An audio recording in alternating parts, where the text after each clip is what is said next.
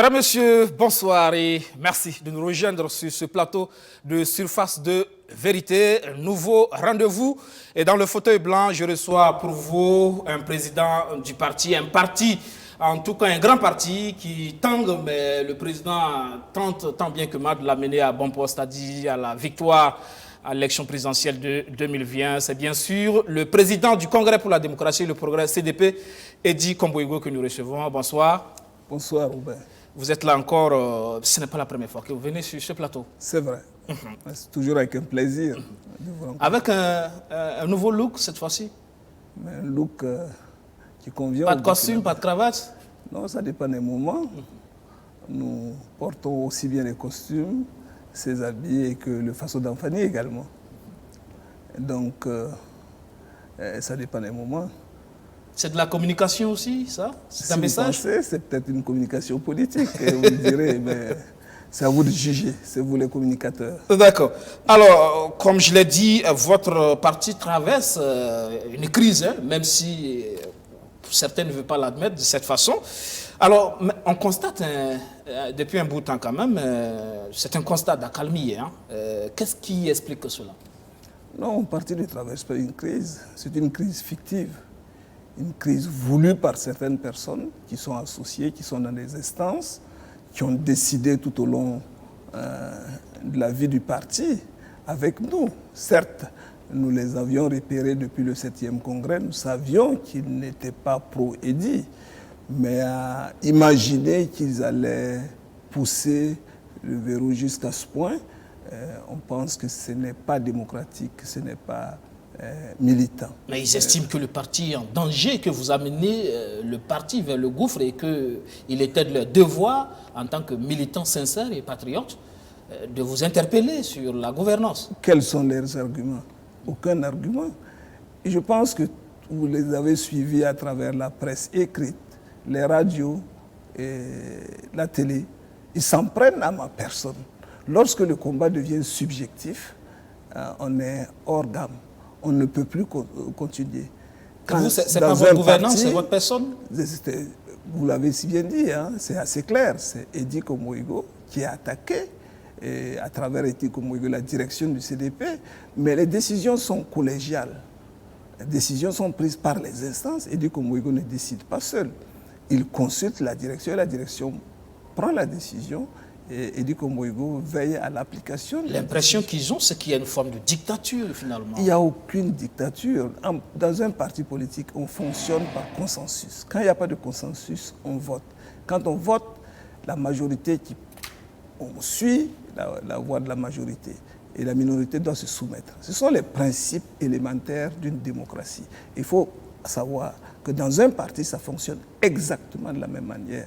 Mais lorsque l'on n'accepte pas qu'on a une position minoritaire, on cherche d'autres voies extérieures pour régler les problèmes, nous ne pouvons pas l'accepter et le parti ne peut pas accepter cette manière de communiquer. Ceux qui souhaitent reviennent aux instances, tentent de convaincre les militants des instances pour que leur idée passe. C'est comme ça que l'on peut construire un parti fort et conquérant. Est-ce que vous écoutez véritablement? Bien sûr que nous écoutons. Je viens de vous écouter, je viens de vous donner une réponse. Ma fermeté n'empêche pas l'écoute. J'écoute, mais je reste ferme, parce que je suis président d'un parti. Ce n'est pas de laxisme. On pourrait même tenter de croire que je suis laxiste, parce que jusqu'à présent, nous n'avons pas sanctionné. C'est parce que nous avons espoir que ceux qui utilisent cette voie, ces voies de recours, se ressaisiront et reviendront. Nous avons ouvert grande la porte du CDP. Pour ceux qui sont sortis, aller dans d'autres partis, et même ceux qui contestent les fondeurs, de revenir, de jouer bas la terre, pour que nous renforcions davantage le CDP, parce que nous avons un objectif qui a été assigné par le 7e congrès ordinaire en 2018, c'est de conduire le CDP aux victoires en 2020. En attendant, il y a la question de l'effectif qui pose toujours problème. De quel du effectif? bureau politique national. Non, mais c'est consensuel. Nous sommes sortis du bureau actif national, du congrès ordinaire, plutôt en mai dernier, avec une résolution mandatant le bureau actif national de composer le bureau politique national sans dépasser 600. Mais en réalité, le comité d'organisation du 7e congrès s'était appuyé sur la liste de présence de ceux depuis 2015 à 2018 qui participaient aux réunions du bureau politique national. Ils étaient entre 350 et 400. Il vous souviendra que le siège du CDP a été 2 fois brûlé, en 2014 dans un premier temps et en 2015. Nos archives faisant défaut, on s'est appuyé sur la liste des présences. On s'est dit, mais en réalité, on n'est que de 350, 400, on va ajouter 200 pour en faire 400, sans dépasser 600.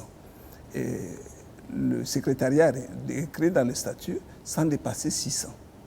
Lorsque nous avons fini le congrès ordinaire, avec la résolution, nous avions plus de temps, était plus relax pour composer le bureau politique national. C'est ainsi que nous avons fait recours à l'ensemble des SG des 45 provinces de regarder et de rechercher les membres de leur province qui étaient membres du bureau politique national. Les membres du bureau politique national sont composés de 3 axes. Il y a les membres escalités, il y a les membres élus sur une liste provinciale et la liste nationale. Lorsque nous avons fait le point, nous nous sommes retrouvés à plus de 600, donc à peu près 700 et quelques. Nous avons dit, il faut bien regarder, il y en a qui ont démissionné. Ils ont bien regardé, on a élagué ceux qui ont démissionné, on s'est retrouvés à 672. Mais voyez-vous, on pouvait écarter un certain nombre de personnes pour revenir à 600, mais nous ne l'avons pas voulu, nous l'avons décidé en BEN. Il s'agit de qui? Des membres que l'on dit escalités. Ils sont escalités parce qu'ils étaient maires. Et à ce titre, ils sont escalités. Ils ne sont pas des membres de droit, mais nous leur avons conféré le membre de droit. Parce qu'en voulant les écarter, ils sont venus nous dire, mais écoutez, nous ne sommes plus maires parce que nous voulons. On n'est pas allé aux élections pour perdre la qualité de maire. C'est la transition qui nous a dissous. Les ministres ont dit la même chose. Ils étaient escalités.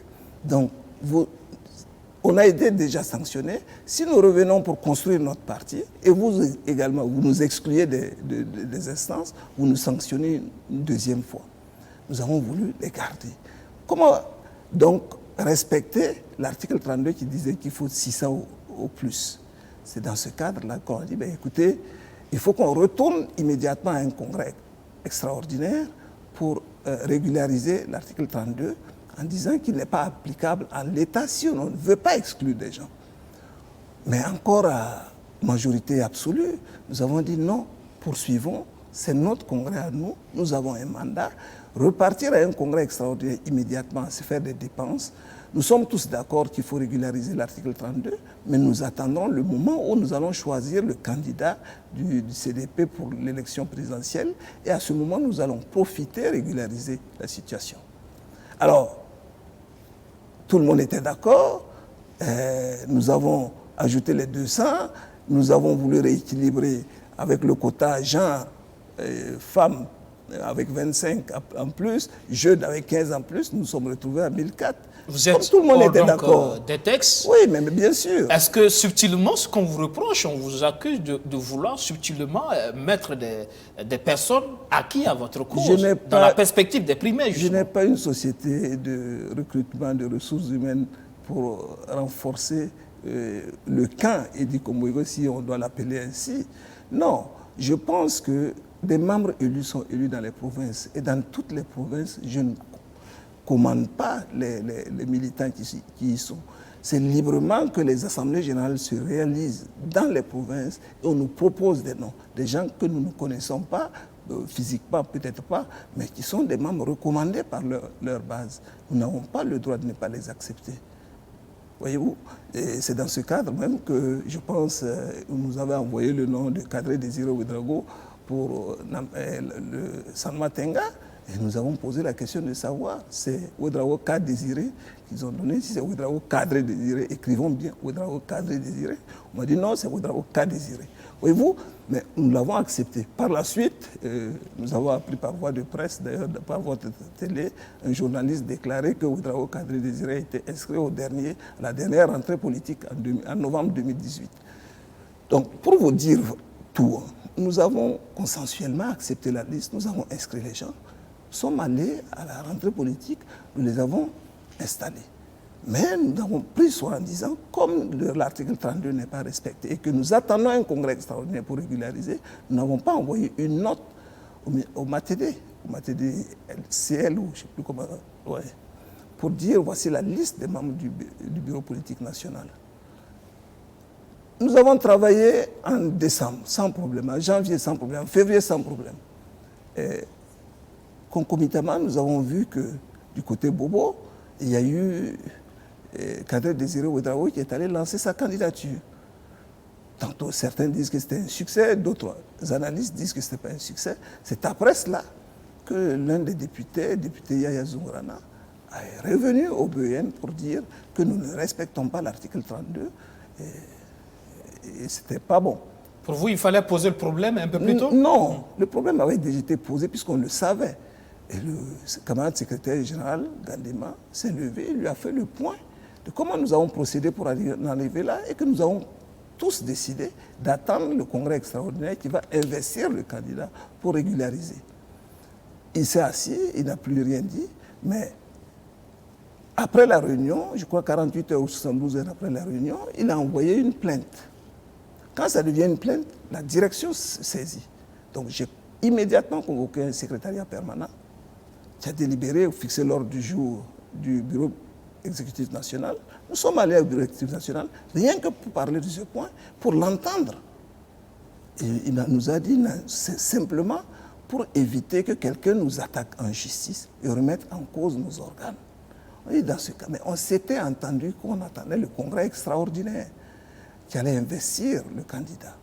Mais comme ça devient une plainte, il faut bien qu'on convoque le congrès extraordinaire maintenant, en mars, on prend une décision de convoquer un congrès extraordinaire pour régulariser.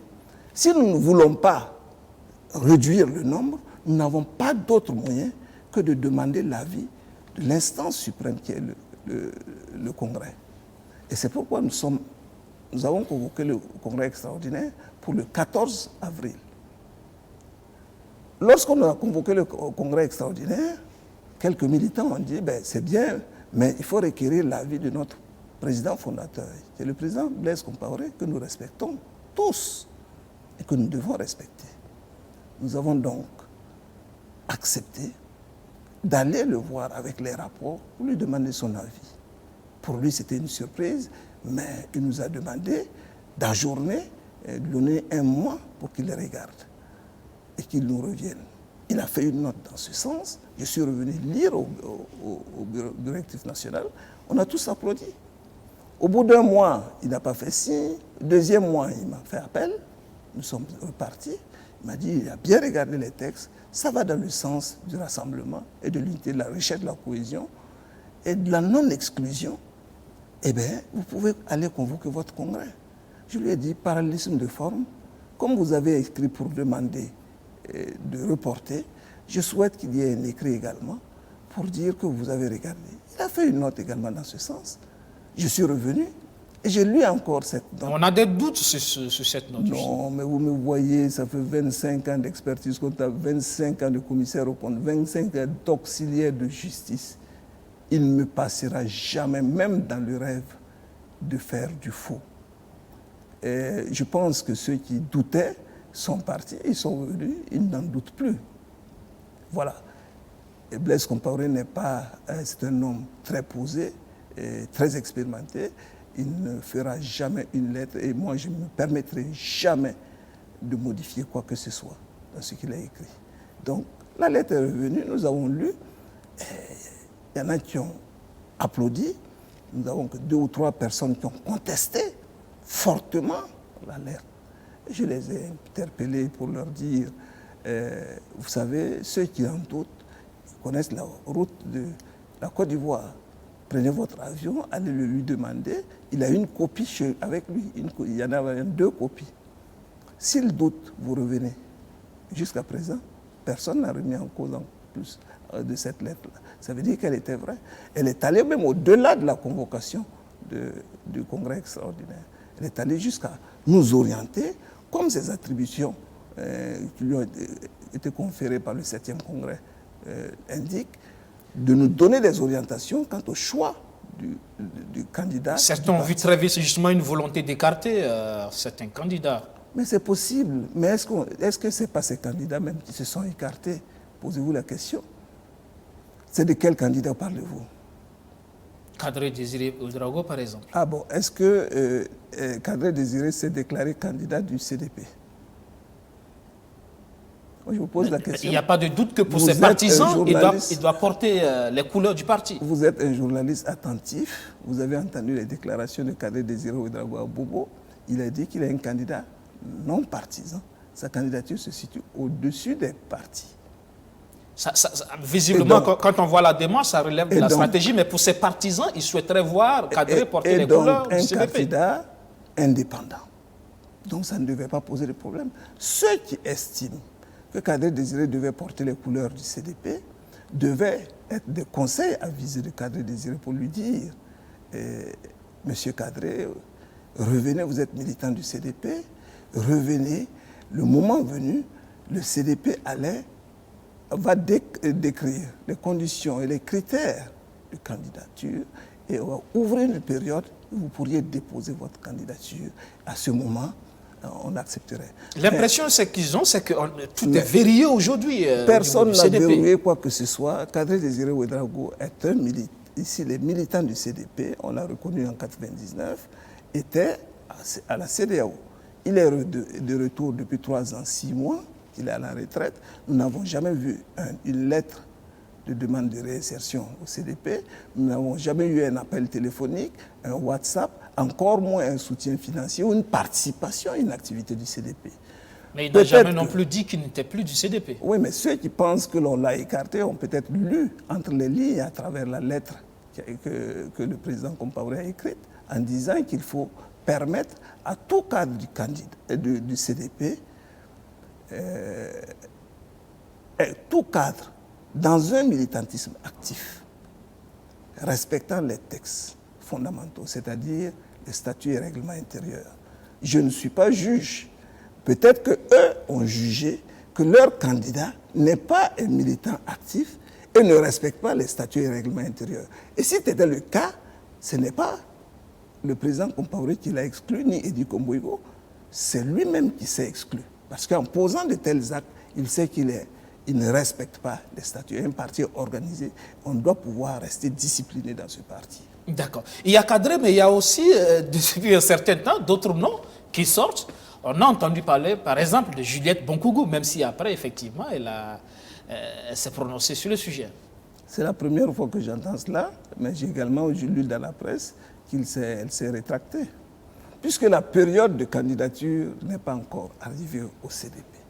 Elle viendra, on définira dans une directive adoptée par le Bureau actif national les critères, les conditionnalités pour être candidat. Une période sera choisie et un comité électoral sera mis en place d'une manière consensuelle. Et c'est à ce moment que l'on peut venir déposer des En vérité, est-ce que vous êtes dans cette logique? Parce que pour les autres, quand on vous regarde, on a l'impression que le candidat du CDP est déjà d'office désigné, c'est vous. Mais ça se passe dans leur psychologie. Je ne peux pas contrôler l'analyse de tout un chacun. Si je convainc certains que je suis un candidat, ben, je ne peux pas leur dire. Je leur dis simplement, le moment venu, le CDP va définir les conditions et les critères. Et c'est à ce moment que chaque cadre du candidat pourra se décider en fonction des critères. On entendra du voir. Mais finalement, le fond de cette crise, pour vous, comment vous l'expliquez? Un problème générationnel, de leadership, de confiance? C'est possible que ce soit un conflit générationnel, mais lorsqu'on regarde parmi ceux qui attaquent le président Edi Komboigo, il n'y a pas que des anciens, il y a également des jeunes. Je veux parler de Alpha Yago, d'Hermé, mais je ne sais pas. Peut-être leur conviction, c'est qu'ils trouvent encadré des qualités. C'est leur droit le plus absolu. Ceux qui sont avec Edi Komboigo non plus ne sont pas que des jeunes. Vous avez des anciens comme Mélégué Traoré, vous avez Yeroboli, vous avez Korsaga, vous avez Lucas Daoltiao, voyez-vous. Donc, je ne peux pas ici vous dire que c'est un conflit générationnel. Je pense que chacun a ses raisons sur la qualité intrinsèque de chaque personne. Mais c'est pourquoi je dis que c'est des analyses subjectives. Parce que ce soit l'un ou l'autre, c'est la machine du CDP qui accompagne, voyez-vous. C'est la machine du CDP. Et le CDP regorge de ressources humaines de qualité et très expérimentées. Et si tout le monde fait front derrière un candidat, même s'il s'appelle Guébré, il sera élu en 2020. Il n'y a pas un problème de confiance quelque part. Ceux qui vous contestent semblent ne pas vous faire confiance. Non, il y a certains qui sont venus demander à être candidats, qu'on leur mette candidat tête de liste aux législatives en 2020 ou maire en 2020. Je leur ai simplement dit, ce n'est pas le moment et je n'ai aucune garantie. Sachez que le CDP a sa manière de fonctionner, a ses textes fondamentaux et que je suis garant du respect. Donc je suis garant du respect. Et donc je ne peux pas, en tant que président, vous garantir que ce sera vous la tête de liste. Ça sera la base qui va décider. Je vous invite à travailler à la base, à vous faire aimer par la base, à être un leader au niveau de votre base. Le moment venu, lorsqu'on va définir les critères d'éligibilité également au niveau des législatives ou des municipales, si la base vous choisit, la direction du CDP ne peut qu'accepter. Parce que pour un parti politique comme le nôtre, c'est la conquête du pouvoir. Ce n'est pas un travail personnel ou individuel. La direction est consciente que si la base choisit telle ou telle personne et que l'on inverse les rangs, la base ne suivra pas, alors qu'on veut les voix pour gagner. Donc la direction doit pouvoir valider lorsque ça a été régulièrement choisi. Et je suis le garant de ces gens. Ceux qui m'ont approché et qui n'ont pas eu une réponse satisfaisante, bon, peut-être s'agglutinent derrière tel ou tel autre candidat ou telle autre personne pour dire qu'il ne faut pas aider comme moi. Je dis que vous ne roulez pas pour le pouvoir? Une démarche malencontreuse. Regardez ma tête, j'ai la tête de quelqu'un qui peut rouler pour un pouvoir comme le pouvoir Roch-Marc-Christian Kaboré. Non, que l'on se respecte. On se respecte bien. Je pense que je respecte le MPP, je respecte le président Kaboré, je respecte les dirigeants du MPP, mais je suis loin. Je suis un homme de décision, vous le savez. Si je dois quitter le CDP, je ne jouerai pas double jeu. Je dis et j'écris, je démissionne et je vais ailleurs où je vais. Mais en attendant, aujourd'hui, je suis au CDP, j'en suis le président et j'ai une mission, conduire le CDP au succès en 2020. Et ceux dont vous parlez, dans le pouvoir, ils savent qui est vraiment Edi Kombouigo. Sourire, saluer avec un adversaire, nous leur donnons une leçon que la politique, ce n'est pas la guerre. Pour certains, certains disent qu'il y aurait un deal entre vous et le président Kaboré, de sorte à ce que vous l'aidez à se maintenir en 2020 et lui vous aide à arriver au pouvoir en 2025. Ah bon? Est-ce que vous pouvez déjà signer une convention de ce qui va se passer en 2025? Non, on n'est pas dupes, nous. Nous, on ne fait pas de tel deal. Si de tel deal devait avoir, il appartiendra au parti de voir. Nous avons des conventions en gestation avec l'opposition. Nous sommes un parti d'opposition. Bientôt, vous allez voir que nous allons signer des conventions. Et vous saurez que le CDP et Edi Kombouigo se sont engagés dans l'opposition et nous avons signé des conventions pour pouvoir préparer les élections de 2020. Et c'est là où vous comprendrez que nous roulons que pour l'opposition. Alors, c'est quoi? C'est le pouvoir qui est derrière cette crise au CDP, à votre avis? C'est possible, mais il faut le leur demander. C'est eux les fondeurs. Nous sommes la direction du parti et nous avançons. D'accord. Alors, vous poursuivez malgré tout vos meetings en région, mais jusqu'à la base, au niveau commune et même village. Une façon de battre campagne justement pour vous, parce que pour les autres, c'est aussi cela. Vous êtes déjà en campagne pour vous-même, pour les primaires du parti. C'est possible, mais ce n'est pas une décision prise par Edi Kombouigo. C'est dans le programme d'activité qui a été adopté le jour de la rentrée politique. Nous avons dit que nous allons d'abord évaluer les forces du CDP, parce qu'on avait donné le CDP pour mort en 2015. Une campagne, une grande campagne, a été faite pour montrer que le CDP ne survivra pas. Ils se sont trompés. Le CDP est résilient et très fort. Et nous avons dit que nous ne ferons pas de campagne ni provinciale ni régionale à l'étape actuelle. Nous irons dans les communes, les 368 communes et arrondissements, pour faire des meetings, pour rencontrer nos militants et nous évaluer. Et là où nous avons peu de militants, nous mettons, nous analysons, nous faisons des enquêtes pour comprendre et puis nous faisons une offre politique leur permettant de revenir. Et c'est pourquoi nous n'avons pas besoin de faire comme les autres avec des camions ou des cars, trimballer des gens pour aller remplir. J'ai peut-être quelques problèmes même au sein de mon parti lorsque je me déplace dans une commune. Ceux qui doivent venir, c'est peut-être les membres du bureau politique national relevant de la province qui peuvent venir. Les autres viennent à leurs frais. On peut faire un petit geste, un complément. Mais... Les foules qu'on voit là, il n'y a rien. Non. Les foules qui viennent là viennent de la commune. Mais je ne dis pas de la province. Pour vos adversaires, il y a des demi-francs qui sortent quelque part. On n'a pas besoin de payer un paysan pour l'amener. Comme chez nous, les Monciers, on dit que l'œil peut voir ce qu'il ne veut pas, mais le pied ne peut pas t'amener là où tu ne souhaites pas.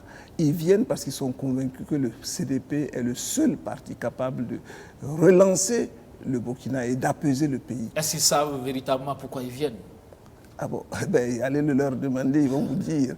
Et je pense que si vous vous rendez là-bas, vous leur demandez de sortir, ils vont vous demander qui vous êtes et pour quelles raisons. Et ils ont d'ailleurs, c'est une période pluvieuse, les travaux champêtres sont là. Malgré tout ça, ils acceptent d'abandonner leurs travaux champêtres pour venir écouter le message de la direction de leur parti. Et c'est à notre honneur. Alors, des meetings en tout cas qui drainent du monde, hein, on le voit en tout cas à chaque sortie.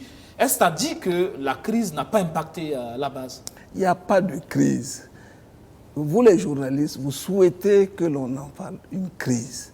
Il n'y en a pas au CDP. Bon, il n'y a pas de crise? Non, il n'y en a pas du tout. Moi, je ne pense pas que c'est une crise. Les organes fonctionnent normalement. Jusqu'à présent, toutes les réunions, que ce soit du secrétariat permanent, du bureau exécutif national, se sont bien déroulées. Nous avons suspendu la convocation du bureau politique national pour pouvoir régler la question en congrès extraordinaire. Quel est le problème? Et ceux qui souhaitent viennent, ceux qui ne viennent plus, qui ont écrit dans la presse qu'ils ont suspendu leur participation, ils ne nous ont même pas écrit pour qu'on puisse prendre acte. Nous avons pris acte et nous continuons de fonctionner. Et peut-être pensait-il qu'en suspendant, nous allons arrêter nos activités. Vous avez vu après la suspension et la sortie de Manga, et la commune de Manga. Nous sommes allés à Zawara, Pouni, Réo et puis Didir et Réo. Et vous avez vu encore, et nous préparons des sorties, aussi bien en Côte d'Ivoire que dans les provinces locales. Et vous allez voir que chez nous, on n'ira pas ramasser des cars pour aller mobiliser les gens en Côte d'Ivoire. Les militants viendront naturellement, j'en suis convaincu. Bon. Mais toujours est-il qu'il y a des dossiers judiciaires. Est-ce que ça ne risque pas de mettre à mal non, il faut dire la que participation du parti aux élections? Nous regrettons fort que des militants du parti atteignent leur propre parti en justice. Nous avons souhaité qu'il y ait la démarche démocratique et le dialogue au sein de notre parti. Nous nous posons vraiment des questions, des vraies raisons qui les guident. Veulent-ils liquider le parti?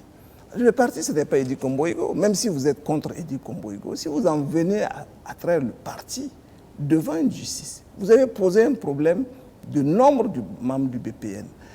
L'instance suprême se dit qu'elle se réunit en congrès extraordinaire pour régler le problème. Vous dites non. Le juge, en tranchant, n'a pas donné raison à qui que ce soit. Il a simplement dit nous suspendons repartir. Comme vous avez le mandat de faire un BPN de 600 personnes, il faut refaire à 600 personnes avant d'aller au Congrès. Nous ne voulons pas critiquer un juge ou quoi que ce soit une décision de justice. Nous avons simplement pris acte et nous avançons.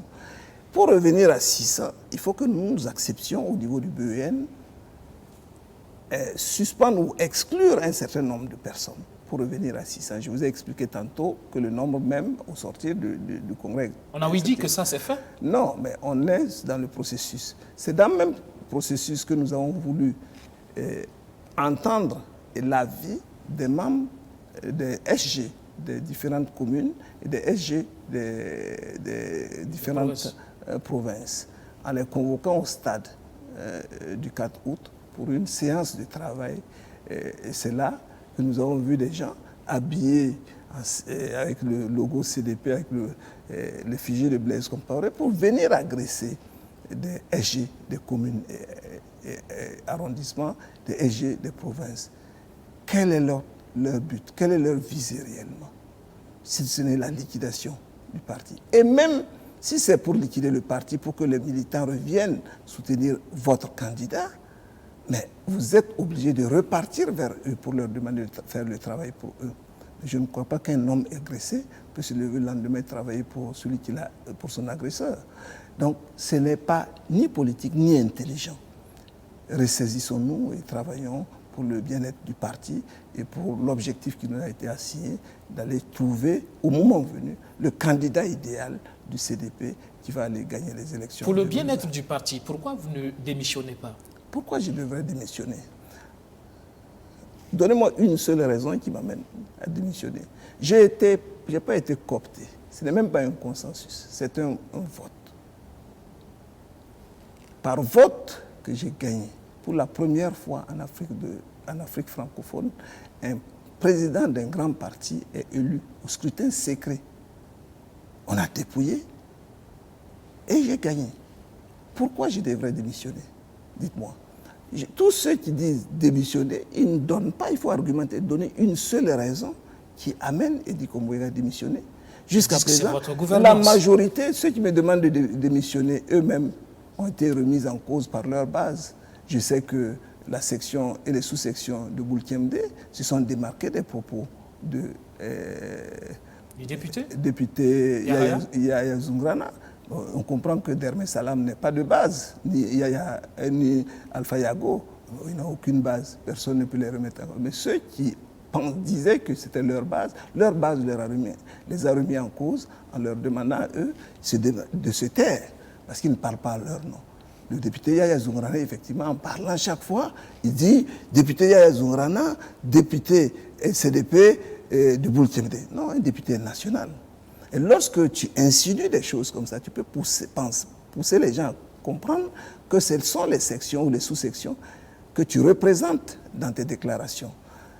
La section de Boulkemde, la province de Boulkemde, et l'ensemble des sous-sections de toutes les communes de Boulkemde se sont réunis pour dire aux députés Yaya Zoungrana qui ne parlent pas en leur nom et qu'eux, ils sont CDP, ils soutiennent la direction du parti, ils soutiennent le président Edi Komboïgo.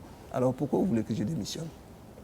Alors, d'accord. On va poursuivre justement avec cette remobilisation. Effectivement, on a vu lors de ces meetings, ces cadres du parti qui, visiblement, ont regagné confiance. On a vu Luc Adolphe Thiaou à la tribune, avec plus de vigueur, visiblement engagé désormais à se relancer sur la scène politique. C'est vrai, il y a déjà Mélégué et bien d'autres. Raison de plus pour que Edi Komboïgo ne démissionne pas. Si une minorité, un poignet de mecs qui demande la démission d'Edi Komboïgo, alors que la majorité, sinon écrasante, demande son maintien. Quelle majorité écrasante? Mais on peut même rebeloter. Il n'y a pas eu d'élection. On peut même repartir à un congrès pour faire des votes. Moi, je vous dis, mais il y a eu élection, j'ai été élu. On peut repartir. Mais je ne sais pas qu'eux-mêmes, s'ils arrivent là, s'ils ont 2 ou 3 voix, ce serait bon pour eux. Quelqu'un qui est remis en cause par sa base. Ouais. Mais les sorties que nous menons aujourd'hui confortent la direction du parti, dont Edi Komboïgo en est le président. Malgré tout ce qui se dit dans la presse, l'engouement au niveau du CDP, il y en a qui continuent de démissionner, qui reviennent. Mieux, ils ont heurté la sensibilité des populations. Ils disent, ah là, on veut faire la force au président Komboïgo ou à sa direction. Et les gens commencent et disent, bon, on s'engage ouvertement pour que le pire n'arrive pas à notre parti, et c'est tant mieux pour le parti. Vous parlez à présent du dialogue politique qui vient de s'achever. On vous a vu dans une ambiance bon enfant avec le président de Faso comme de bons copains. Et alors on se demande, est-ce que c'est sincère tout ça? On m'a vu dans une ambiance bon enfant avec tous ceux qui étaient là. Je vais vous dire que notre conception de la politique, ce n'est pas la guerre, je l'ai répété une fois. Saluer quelqu'un, Rigoler avec quelqu'un ne veut pas dire que vous partagez les mêmes points de vue. Nous avons dépassé l'âge où il y a la démarcation physique, il veut me faire ci, il veut... Le CDP montrait également que le CDP n'est pas là pour conquérir le pouvoir, pour se venger. S'il y a un parti qui peut reconquérir le pouvoir et que si la réconciliation n'est pas faite avant, réconcilier les Burkinabés entre eux et les hommes politiques entre eux, sans heurts, sans vengeance, c'est bien le CDP. Et c'est ce que nous donnons. Si le président Roch m'interpelle, je vais vers lui. Vous savez qu'il est taquin. Il me demande comment ça se passe au CDP et il cite le nom de quelqu'un et dit, je lui dis c'est lui qui est en train de le manipuler pour qu'il nous foute la merde chez nous. Ah, vous lui avez dit que c'est lui le président Roch qui vous manipule? Je lui ai dit directement et sans détour et dans les yeux. Et il a voulu dire, j'ai dit j'insiste que c'est toi. C'est vous qui le faites. Et là, il était étonné, il claque la main, et puis voilà. C'était là, donc, il me dit, de vos échanges. Est-ce que j'ai vu le Premier ministre? J'ai dit, voilà, c'est dans les mêmes méthodes, vous m'avez retiré mon militant sans mon consentement. Et puis on a rigolé, voilà. Il est parti de son côté. Vous avez vu qu'il a continué à taquiner tout le monde dans la salle. Je pense que la personnalité du président Roch comme tel. Nous sommes restés sereins, nous avons salué et échangé avec les autres. Et nous avons continué notre dialogue comme il se devait. D'accord. Alors là, c'est comme une sorte de foire d'égoïsme. Là, tout pour les politiques et rien pour le peuple, finalement, quand on regarde les recommandations, les conclusions. Tout pour le politique.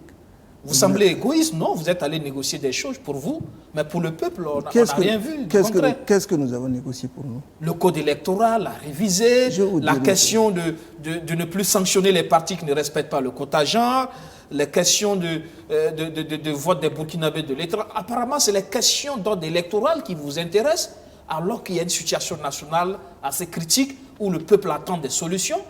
On a comme l'impression que ce qui vous intéresse, c'est vous, c'est les élections. Je vais vous dire la vérité. Vous savez, ce dialogue politique a été préparé, et bien préparé par le CDP. Il ne me revient pas ici de vous donner tous les détails, mais lors du jour, nous le connaissions, nous en avons discuté au CFOP. Nous avons voulu que l'on parle de la situation nationale avant de parler du code électoral. La majorité n'en a pas voulu, a voulu inverser. L'essentiel, c'est dans l'ordre de présentation. Mais que l'on accepte que l'on parle de la situation nationale. Et le souci du CFOP, c'était de parler de la situation nationale. Mais également, qui veut parler de la situation nationale parle de l'avenir. Ça va se passer en 2020. Et on va également organiser les élections. On ne peut pas parler que du quotidien sans l'avenir. L'avenir également, c'est les élections, le passage politique que nous devons. Il faudrait que l'on se parle. Donc, le président Roch a fait l'ordre du jour par un arrêté présidentiel que nous avons suivi. On devait d'abord discuter du code électoral et ensuite la situation nationale. Mais le code électoral, ça a duré à peine 2 jours. Nous avions, je pense, 8 jours. Hein. On a commencé un lundi, on a terminé un lundi. Voyez-vous? Donc, tel que c'est présenté, les uns et les autres pensent seulement que l'on est allé discuter que du code électoral. Non, nous avons discuté d'autres questions. Mais sachez que les décisions que l'on devait prendre, c'était par consensus. Mais il y a d'autres questions sur la situation nationale. Vous ne pouvez pas prendre par consensus. Vous ne pouvez qu'aboutir par des recommandations, des propositions, parce que nous n'avons pas la gouvernance. Parce que c'est là justement, sur la situation nationale, on a comme l'impression qu'on s'est contenté de dire, de demander au pouvoir de recommander, de faire ceci, il faut doter les forces de défense et de sécurité de moyens conséquents, etc. C'est juste des déclarations de bonne intention. Nous sommes allés au-delà. Nous avons recommandé que l'on associe la diplomatie. D'abord que l'on rediane, par exemple sur la situation nationale, la sécurité, exactement, nous avons recommandé que l'on utilise la voie diplomatique également, en nous appuyant sur les personnes déjà expérimentées. Vous vous souviendrez qu'en 2014, un accord avait été signé sous l'égide sur la requête de la CEDEAO et sous l'égide de l'Union africaine, l'Union européenne, l'OCI et puis les Nations unies. Et le président Compaoré, président du Faso à l'époque, et Goodluck Jonathan, président du Nigeria, étaient les médiateurs. Et les signataires, c'était l'État du Mali représenté par son ministre de l'administration territoriale, Senko Coulibaly, et puis 2 représentants de l'Azawad. Et ce qui avait permis d'apaiser, de passer à un DDR complètement au Mali et faire des élections inclusives, transparentes. Mais après cela, et c'est ça qui situe l'origine, après cela, les clauses de ce contrat devaient être appliquées, allant jusqu'à l'exploitation des ressources minières du Mali pour que ça puisse profiter aux populations. Mais je pense que pour une raison ou une autre, ces clauses n'ont pas été respectées. Je ne donne pas le tort à qui que ce soit. On a préféré signer un autre accord, qui est l'accord d'Alger en 2015, qui lui aussi a connu ses limites. Et depuis, nous constatons que l'insécurité a repris. Alors, si vous faites un mauvais diagnostic et on reste à Ouagadougou ou ailleurs, ou à Koudgou, chez vous, je ne sais pas c'est où, de l'autre côté, à Zabré ou à Manga ou à Garango, et on indexe tel ou tel parti politique ou tel, on ne trouvera pas le remède. Pour vous, la voie diplomatique, c'est quoi? C'est négocier, par exemple? C'est négocier avec les parties prenantes. C'est négocier avec les parties prenantes. Il faut avoir le courage de le dire. Mais la voie diplomatique, c'est celle-là. Ce n'est pas autre chose. Même les pays les plus développés comme la France, les États-Unis ailleurs ont toujours une voie diplomatique pour résoudre les questions d'insécurité. Ils l'ont si bien dit, c'est une guerre asymétrique. Vous ne savez même pas contre qui vous combattez, pour quelles raisons vous combattez. Donc on négocie avec qui alors? Voilà, on négocie avec des gens qui réclament, et nous avons situé les choses en disant que l'origine de cette insécurité part du fait, un peu le désordre, lorsque ATT a perdu le pouvoir, les militaires sont arrivés et des peuplades sorties du nord du Mali ont demandé immédiatement leur indépendance. C'était une indépendance qui avait été demandée depuis les années 60. C'était le mouvement de l'Azawad. Mais après, quand on a signé les accords avec l'intervention de la France, l'armée française à Kidal, tout s'est calmé et que la paix est revenue. Mais si on n'a pas respecté ces accords, on peut se dire que c'est l'une des origines de cette insécurité. Et donc, retrouver les acteurs, reparler avec les acteurs, cela n'empêche pas qu'il y ait toujours une armée forte qui défende les populations. Et associée, donc, nous disons que cette insécurité ne saurait être combattue seulement par les armes. Il faut associer la diplomatie. Donc vous n'avez pas négocié que pour vous, vous avez pensé au peuple? Nous avons d'abord pensé pour le peuple. Et nous avons transcendé nos égos pour que l'intérêt général du peuple soit défendu. Alors, qu'avez-vous défendu à ce dialogue, vous, CDP? Non, nous avons travaillé en commun. C'est le CDP. Il n'y a pas un parti qui a défendu sa position. Comme je vous ai dit, nous avons travaillé en tant qu'opposants. Et vous avez vu les résultats, que ce soit la réconciliation nationale. Nous avons dit qu'on ne peut pas avancer, on ne peut pas reconstruire un pays où il y a la méfiance, où on se regarde en chien de faïence. Le retour de Blaise Compaoré, ça semble être votre principal agenda. Il n'y a pas que nous, même les insurgés l'ont demandé, de l'opposition l'ont demandé, le retour de tous les exilés, bon, même si certains n'ont pas voulu utiliser exilés, mais ceux qui sont sortis pour des raisons politiques, on l'a si bien dit, accélérer le processus de la réconciliation pour permettre à ceux qui sont sortis pour des raisons politiques de regagner leur pays et de contribuer au développement, au développement du pays. Mais là, il n'y a pas d'échéance. Est-ce que là, vous n'avez pas péché un peu? Parce que accélérer, on peut prendre tout son temps. Je crois que c'est déjà un pas lorsqu'on savait ce que la majorité avait comme position au début, avec des déclarations parfois fracassantes et qui peut distendre nos positions. Je crois que chacun a fait des efforts. Je ne vais pas rentrer dans les détails de ce qui s'est passé là-bas, mais ce n'était pas un océan calme. Il y a des jours où le ton monte, on se calme, on fait des suspensions, chacun reprend ses esprits, on se reparle, et puis calmement, et puis on arrive à nos fins. C'est vrai que si vous prenez le CDP, en tant que parti, ils souhaitent que Blaise Compaoré revienne. Nous souhaitons que Blaise Compaoré revienne. On le dit clairement et ouvertement. On souhaite que l'ensemble des exilés rentrent. Mais ce n'est pas un complexe de le dire. Mais nous sommes dans un cadre de négociation globale. Et que nous devons faire des compromis. Nous faisons des compromis. Nous pensons que c'est déjà un pas. Et comme il y a la mise en œuvre, on va davantage expliquer notre position. Cela. Ce n'est pas... la position du CDP n'est pas cachée, vous le savez depuis longtemps.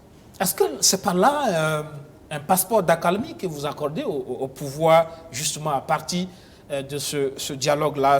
Désormais, vous offrez de l'accalmie au pouvoir jusqu'en 2020 là. Pas du tout, pas du tout. L'opposition restera toujours là pour s'opposer et de regarder la gouvernance. Vos préoccupations sur l'ensemble des points, c'est le consensus. Donc, il n'y a pas de quoi encore s'agiter. Non, pourquoi? S'agiter sur quoi? Sur la gouvernance, nous avons fait quel consensus?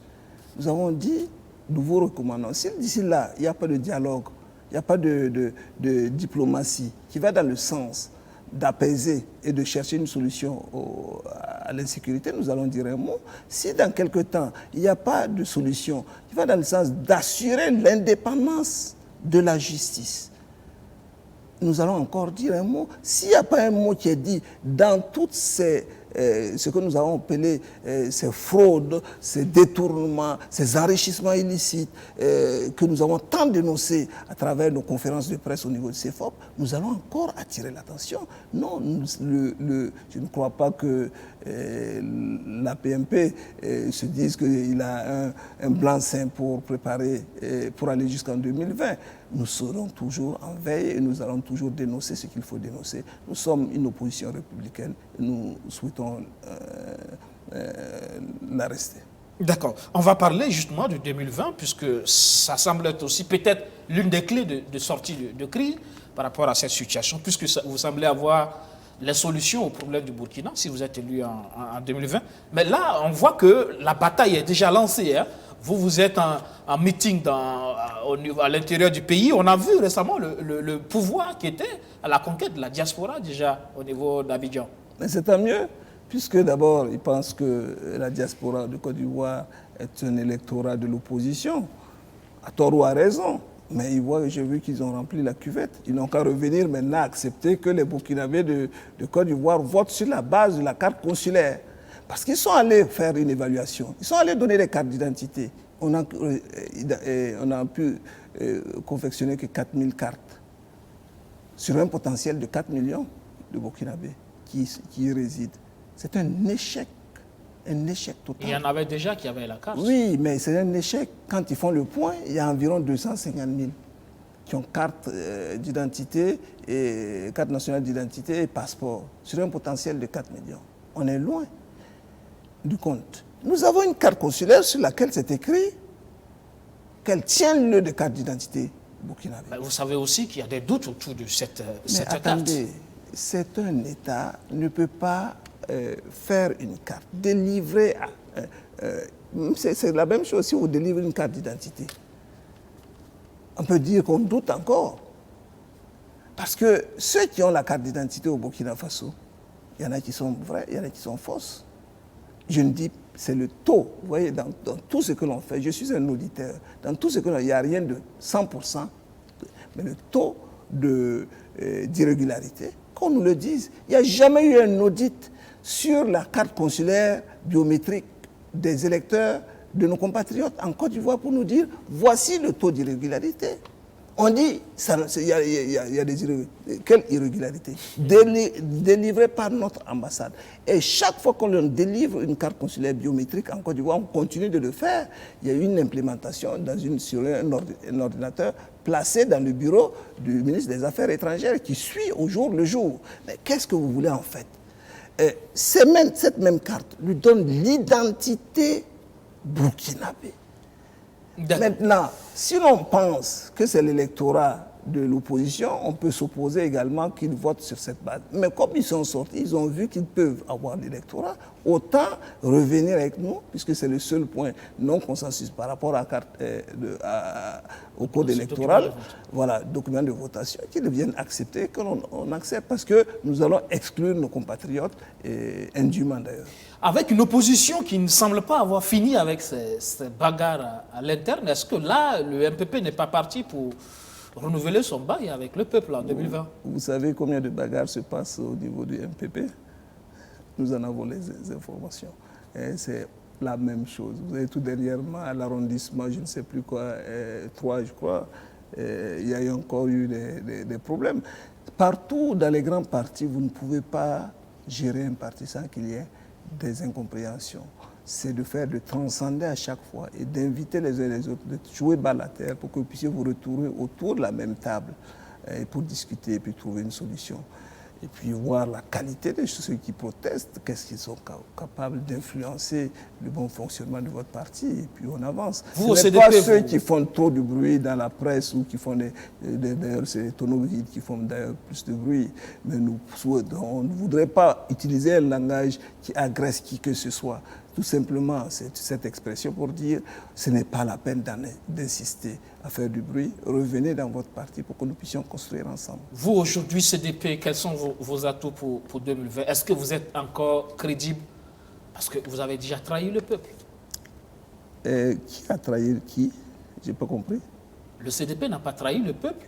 En quoi faisant? L'insurrection de 2014. Non, l'insurrection a été instrumentalisée. Vous voyez que jusqu'à aujourd'hui, vous avez rendu justice au peuple.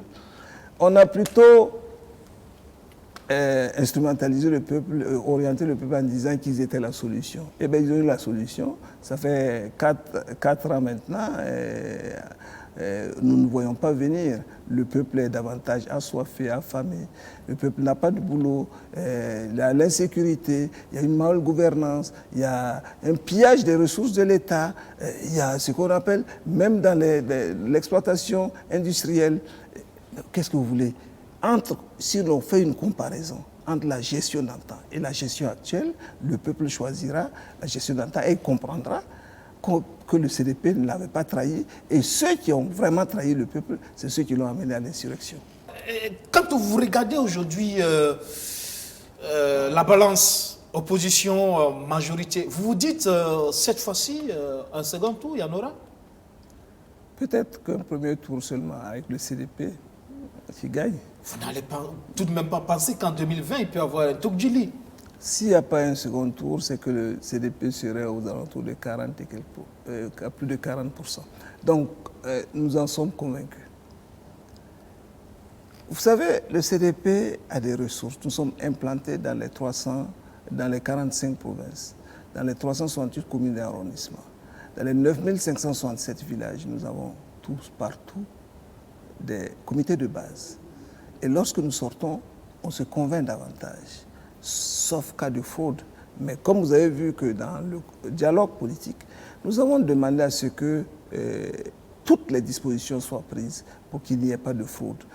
En quoi faisant? Qu'est-ce que vous voulez concrètement? Le résultat soit manuel et électronique à la fois, qu'il y ait une comparaison avant publication. Et que les résultats soient publiés commune par commune, province par province, avant Est-ce que la fraude en lien, est-ce que vous voyez un lien entre la fraude et la situation sécuritaire? Parce qu'il y aura des zones où ça ne va pas être évident. On l'a vu quelque peu pour le cas du Mali où effectivement l'opposant Soumaïla Cissé a dénoncé des cas de fraude dans les zones d'insécurité justement. Oui, parce que nous avons dit la prise en compte des populations déplacées. La prise en compte dans le comité de mise en œuvre dont je fais partie,